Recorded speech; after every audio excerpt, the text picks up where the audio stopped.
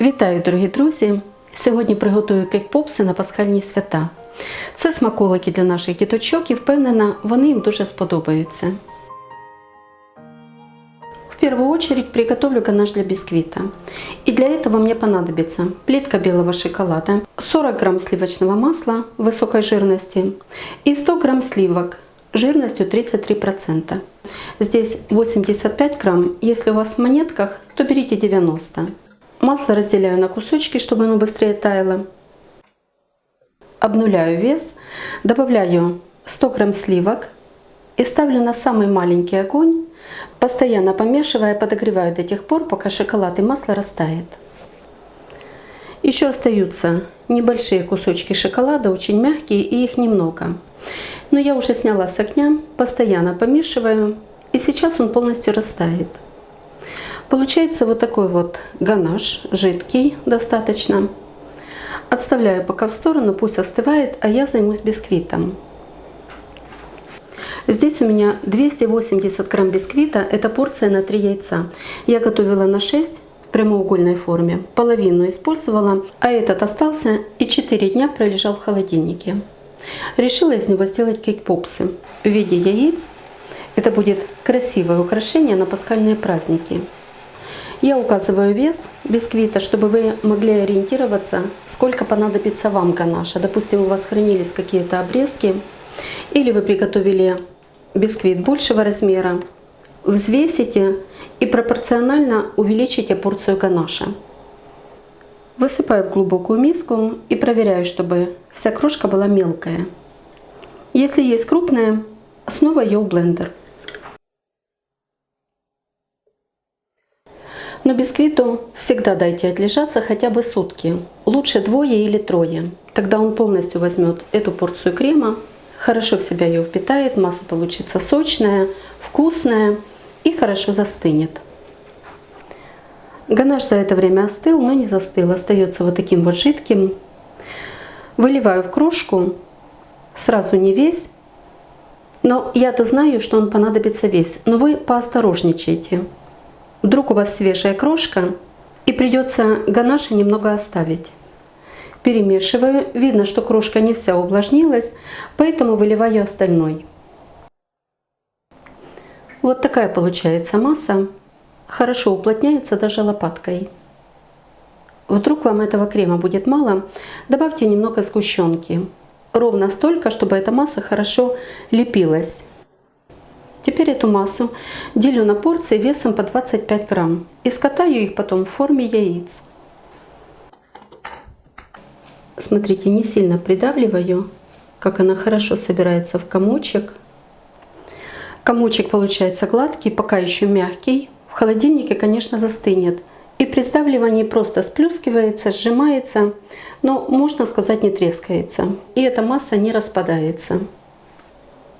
Получается 28-30 грамм, но этого будет много. 25 достаточно. Чтобы было более удобно, руки смачивайте водой, только совсем чуть-чуть. Вот 2 пальца окунула и размазала по ладошкам. Так у вас шарики получатся более гладкие. Шарики, а в итоге и яйца.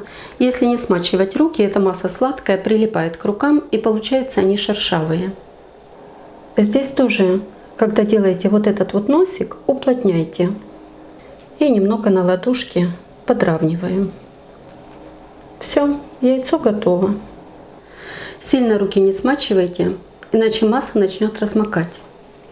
Сжимаю эту массу плотненько, хорошо. Подкатываю в шар. Посмотрите, насколько он гладкий. И делаю из него яйцо. Видите, при сдавливании она не трескается. Такая пластичная, как мягкий пластилин, разогретый руками. Здесь попку округляю. И подкатываю на ладошки, выравниваю, чтобы не видны были следы от пальцев. Вот такое получается яйцо.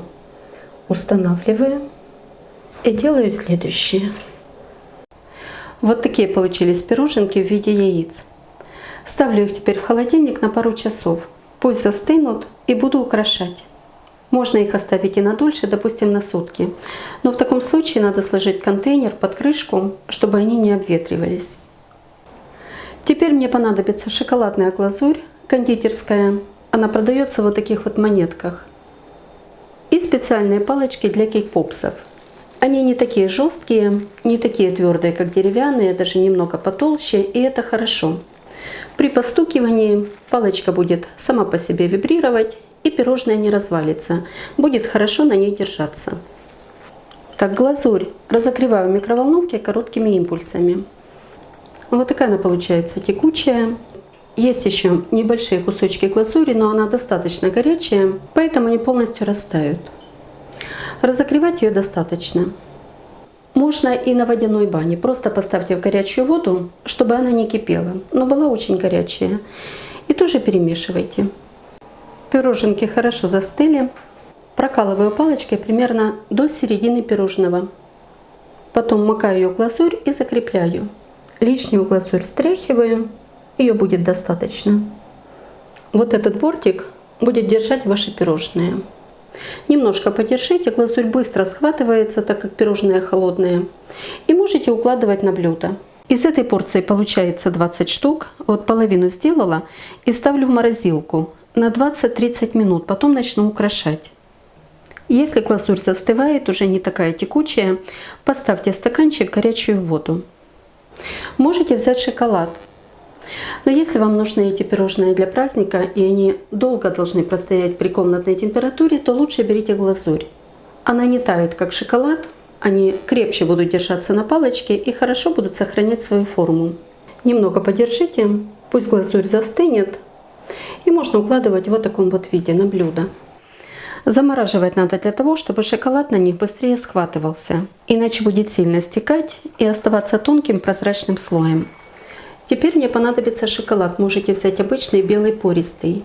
Или вот такой вот в монетках. Это не глазурь, а именно шоколад. Видно, что он более желтый. Для большей текучести добавляю сюда чайную ложку растительного масла без запаха. И короткими импульсами разогреваю в микроволновке. Сразу можно подержать 20 секунд. Видно, что он даже не начал таять, только нагрелся. Перемешиваю. И теперь где-то по 10-15 секунд все время буду проверять и перемешивать. Также можете разогреть на водяной бане.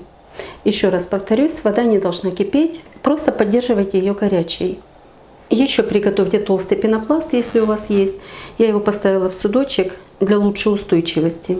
Если нет, тогда в какую-нибудь широкую чашу насыпьте крупу и будете кейк-попсы ставить в эту чашу. Достаю первую партию из морозилки и украшаю. Полностью окунаю. Можете обстукивать о стаканчик или вот таким вот образом, как вам удобно. Лишь бы стек лишний шоколад. И с какими бы посыпками вы ни сделали, будет красиво, лишь бы они вам нравились. Вот такая вот красота. Ничего не стекает. Очень удобно на этих палочках. Я раньше делала на деревянных, то, честно скажу, намучилась. Также белый шоколад можете окрасить в любой цвет. Красители берите жирорастворимые. Окунаю так, чтобы он полностью погрузился до самого хвостика. Стряхиваю лишний шоколад. И вот таким вот образом еще прокручиваю. Сейчас он быстро схватится на холодном бисквите. Посмотрите, как он гладко ложится. Видно, что уже застывает, становится матовым и остается ровным слоем. Если шоколад уже густеет, застывает, поставьте в теплую воду и немного его подогрейте. Но он не должен быть очень жидким, иначе будет сильно стекать с пирожного. И покрытие получится таким прозрачным, будет некрасиво. Старайтесь посыпку выбирать не твердую, чтобы приятно было кушать, чтобы не трещало на зубах. Вот это у меня шоколадная вермишель, есть черная и белая. Ну и сахарную посыпку тоже можно выбрать не твердую. Еще немного покручу, чтобы он застыл ровным слоем. И достаточно. Теперь доукрашаю те, которые не посыпала посыпкой. Для этого в мешок собрала всю ту глазурь, которая осталась, в которую я макала палочки. И бросила его прямо в горячую воду. Кончик я не обрезала. Она там хорошо разогрелась. Сейчас пройду шпателем, проверю. Обрезаю кончики, смотрю, достаточно или нет, чтобы рисунок был тонкий. Начинаю с самого маленького среза, рисую полосочки по окружности и засыпаю присыпкой разной. Выбирайте украшение, какое вам больше понравилось. Может быть, придумаете свое. Здесь уже полет фантазий. После полного застывания глазури храните их лежа в контейнере под крышкой. Если будете хранить в вот таком вот виде, стоя, не закрытыми, холодильник вы часто открываете, запускаете теплый воздух, и от перепада температур на них появится испарина. Поэтому лучше лежа в контейнере под крышкой. Или же часть можете заморозить, если этой порции вам много. Возьму один из первых. Глазурь на нем уже в холодильнике застыла. Напоминает нашу картошку, но все-таки пирожное другое. Знаете, это будет красивое и вкусное угощение для детей на пасхальные праздники. Из пасок они съедают только верхушки, а остальное остается. Вот такие пирожные им обязательно понравятся. Готовьте с удовольствием, радуйте своїх любимих, угощайте друзей і приятного вам чаєпітія. Ну а якщо вам подобаються мої рецепти, діліться ними з друзями, підписуйтесь на канал, залишайте коментарі. Щиро дякую за вподобайки, а постійним спонсорам мого каналу за підтримку та допомогу. Мені дуже приємно, що ви так цінуєте мій труд. І як завжди, бажаю вам всього найкращого.